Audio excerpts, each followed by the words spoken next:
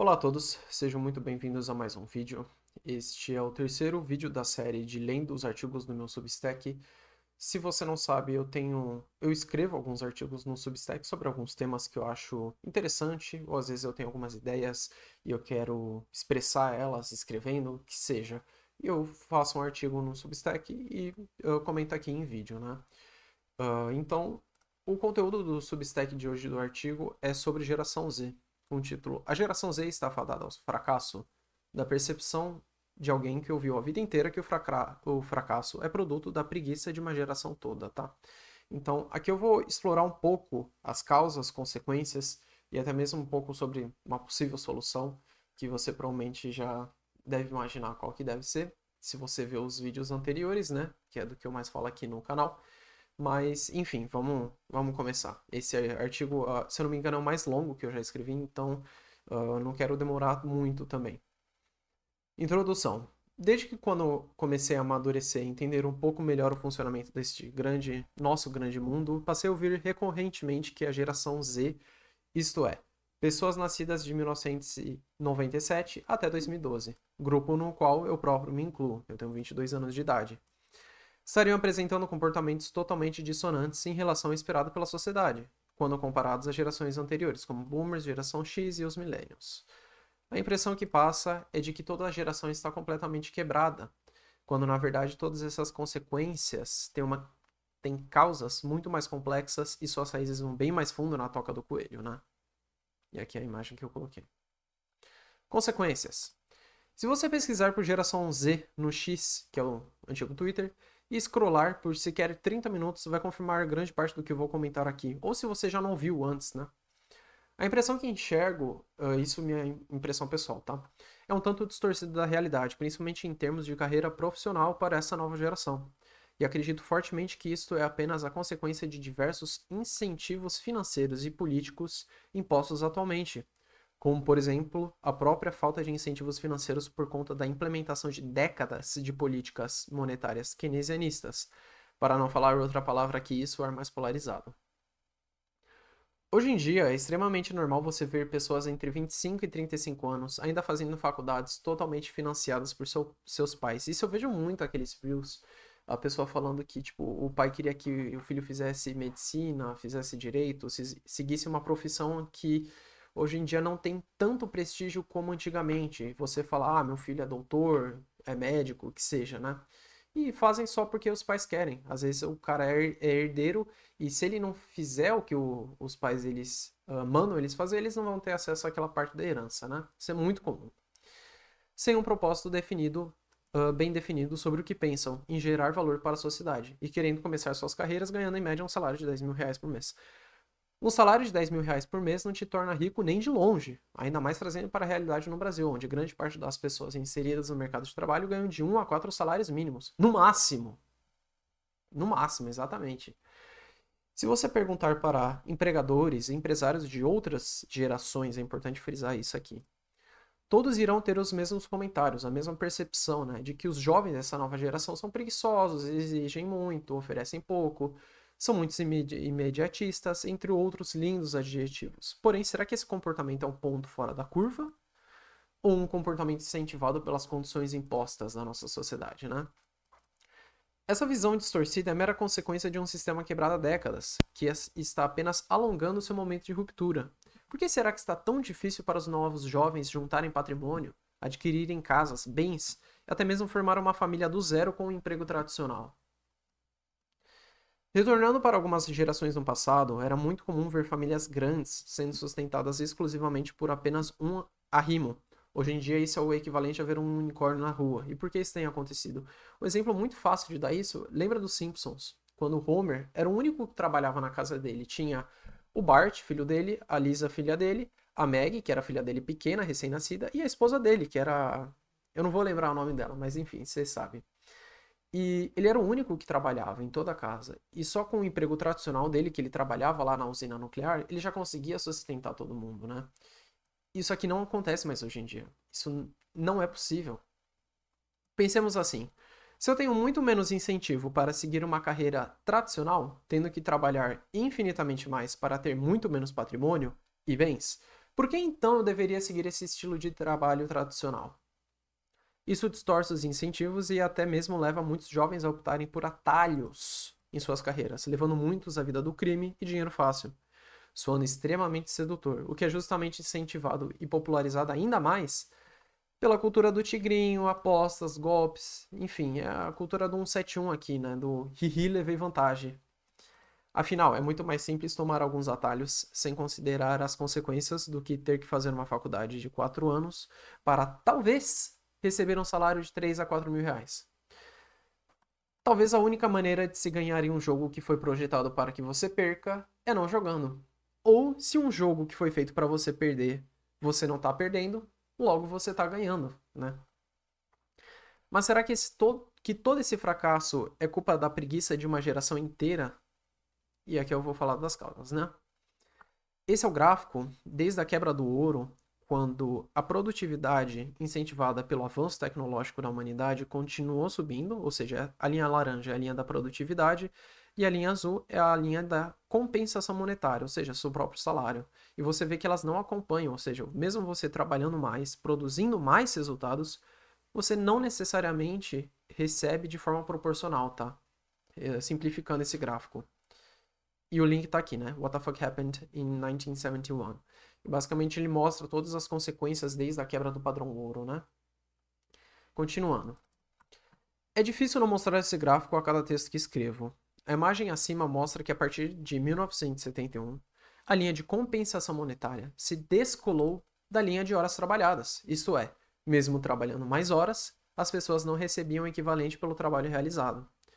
Isso aconteceu por conta da quebra do padrão ouro, o que significa que agora os Estados Unidos da América não precisam mais lastrear o dólar, moeda de reserva mundial que todos os países do mundo usam como reserva, em ouro como era feito antigamente. Ou seja, isso permite a impressão ilimitada de dinheiro, o aumento da base monetária, que é a verdadeira causa da inflação, e não o aumento dos preços, que é apenas a consequência. Ou seja, se você imprime mais dinheiro, você causa inflação.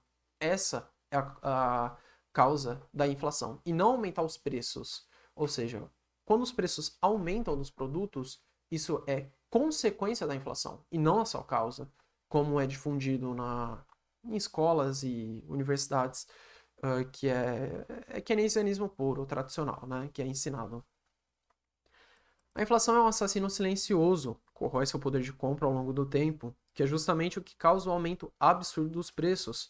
Fazendo uma comparação simples, se você pegasse um panfleto de supermercado aqui do Brasil de 2020, ápice da pandemia de Covid-19, e comparasse com os preços de agora, praticamente todos os produtos mais do que dobraram de preço, e aposto que o seu salário não mais que dobrou, né?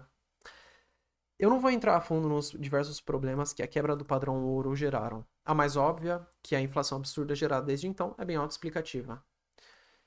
E como isso causa toda essa dissonância de comportamento na geração atual? Se ao longo do tempo, pensando no longo prazo, pensando a partir de 10 anos para frente, o seu dinheiro, que é a representação mais pura da energia e do tempo que você gasta trabalhando, é diluído, ou seja, vale menos e compra menos bens, menos ativos, menos produtos, será que não vale mais a pena gastar todo esse dinheiro agora, que sobra no final do mês, sabendo que ele vai comprar mais coisas no futuro? Isso é justamente o que aconteceu com a hiperinflação no Brasil até o congelamento das poupanças por Fernando Collor. Eu ouço o relato de pessoas mais velhas que passaram por esse período e basicamente era necessário comprar literalmente qualquer coisa. Os relatos de pessoas que compravam até mesmo esterco, porque o esterco ia valer mais do que o dinheiro que estava sendo hiperinflacionado, tá? Então, a diluição da moeda na sociedade incentiva um comportamento moralmente inferior, principalmente nas camadas mais baixas, monetariamente falando, já que são as mais afetadas pelo efeito Cantillon, que acaba favorecendo os amigos do rei, isto é, grandes corporações, lobbies e estados nacionais, que estão mais próximos da impressora de dinheiro. É lógico argumentar que essa falta de incentivo, como juros baixos e grande intervenção do Estado na economia, como tabelamento de preços, gera um comportamento nada menos que esperado. O recente caso da revolta e derrubada do governo no Nepal, que aconteceu ano passado, em 2025, no final do ano, é um grande exemplo disso. Diversos grupos que participaram da revolta, majoritariamente da geração Z, estavam fartos, esgotados das políticas altamente tirânicas e intervencionistas aplicadas pelo governo reinante. Ainda mais com casos de ostentação sendo vazados em redes sociais, como o Instagram, por parte de alguns membros da família, das famílias de alguns dos governantes, né? O que ainda acendeu ainda mais essa chama de revolta. Em um país onde a criminalidade, ilegalidade e impunidade prevalece, qual será o incentivo predominante? Agora falando sobre a solução, já encerrando o vídeo. É muito difícil, e soa até mesmo como enganação, propor uma única solução para uma sociedade altamente complexa e que também foi programada desde o seu início para ser desestruturada, o que tem funcionado. Mas o que posso explorar são alternativas de proteção contra a diluição do meu próprio patrimônio e oferecer a você ideias para funcionar como hedge ou poupança ao longo do tempo contra a inflação impressa pelo Estado. E obviamente eu vou falar de Bitcoin nesse texto. O dinheiro mais sólido, sonante e escasso criado em toda a história da humanidade. É simples apresentar esse argumento pelo simples fato do seu stock to flow já ser superior ao próprio do ouro. Isso é, a quantidade existente daquele ativo vezes a produção anual do ativo. E se você pegar desde o halving, que é a diminuição pela metade da recompensa de cada bloco minerado do Bitcoin, ele já passou a ser mais escasso que o ouro, né? Então, desde 2024, ele já é mais escasso que o ouro. O seu suprimento é programado para ser finito, desde o primeiro Bitcoin minerado até o último, que será em volta de 2140, sendo 21 milhões de unidades no total, com apenas 1% de toda a oferta faltando para ser minerada do ano de 2026 até o ano de 2140. Ou seja, 1%, que são mais ou menos 1 milhão de bitcoins, para ser minerado durante praticamente mais que 100 anos, né? O preço é meramente um reflexo da necessidade daquela tecnologia na sociedade.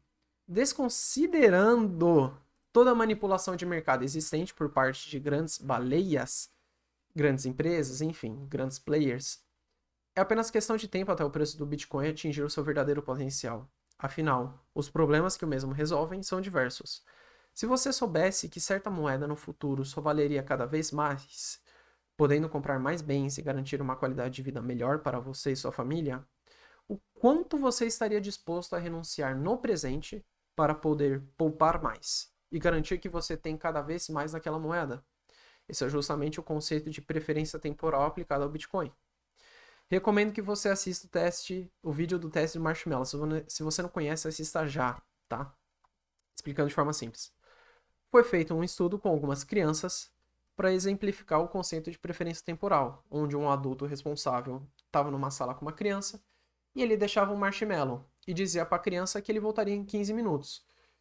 Caso a criança não tivesse comido aquele marshmallow, ela iria receber mais um marshmallow para comer também, junto, né?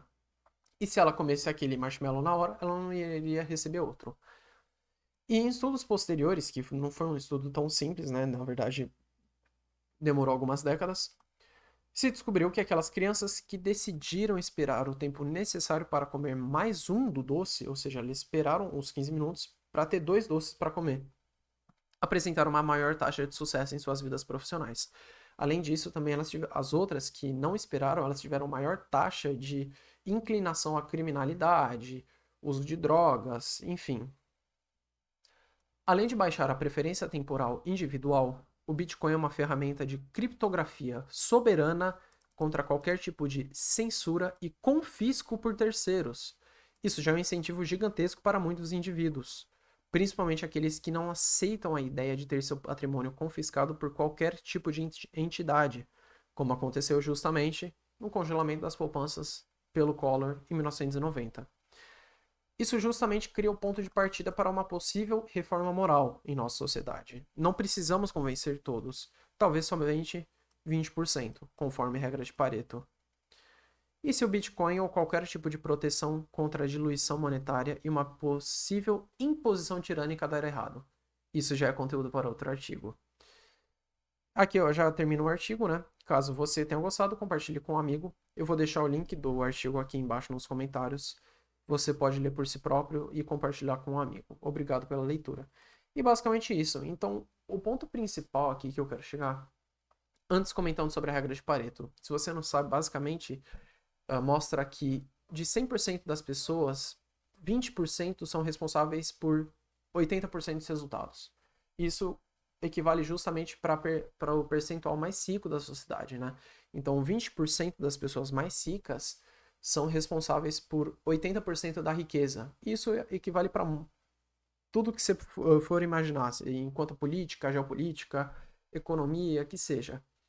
E o ponto principal aqui do artigo é que eu quero chegar é que essa sensação que falam que essa nova geração é preguiçosa, é diferente, é justamente porque foi programado para ser assim. Então é um comportamento totalmente esperado. Não tem o que argumentar, o que reclamar de um sistema que foi projetado para você perder, que foi projetado justamente para ser desestruturado. Logo, caso ele seja desestruturado, é o comportamento esperado, afinal de contas, não faz sentido você não esperar nada menos do que isso, né? Se você faz algo esperando tal coisa e tal coisa acontece, não tem por que ficar surpreso, né? Não é verdade? Então, o ponto justamente é que isso é por conta dos incentivos da alta intervenção dos governos atualmente, né? Foi projetado justamente não só pelos governos, ainda mais com o tanto de caso que está sendo lançado, sendo revelado da ilha do Epstein, né? Você percebe que tinha uma elite muito poderosa interferindo, mexendo os pauzinhos em muitas questões importantes, principalmente na política, não só na economia, mas na política. Uh, e tenho certeza que ainda vai ser revelado muita coisa, mas isso não é assunto para esse vídeo. Se você acha interessante comentar um pouco dos casos que tem rolado do Epstein, como tem interferido até mesmo aqui no Brasil, tá? Que tem muito, foi lançado muito documento mostrando que alguns lobbies, alguns grupos estavam sim interferindo em diversos aspectos aqui no Brasil, principalmente político, tá? Então nas eleições, que seja, mas não vou falar isso. E finalizando, se você gostou por aqui, compartilha com um amigo. Deixa o like aqui embaixo, vai me ajudar bastante. E também se inscreve para quando eu lançar vídeo novo, tá? Se você tem qualquer ideia, é muito bem-vindo aqui nos comentários. Fique à vontade para comentar que eu vou estar lendo com certeza. E talvez eu até faça vídeo sobre, tá? Então, muito obrigado pela sua atenção. Te vejo no próximo vídeo.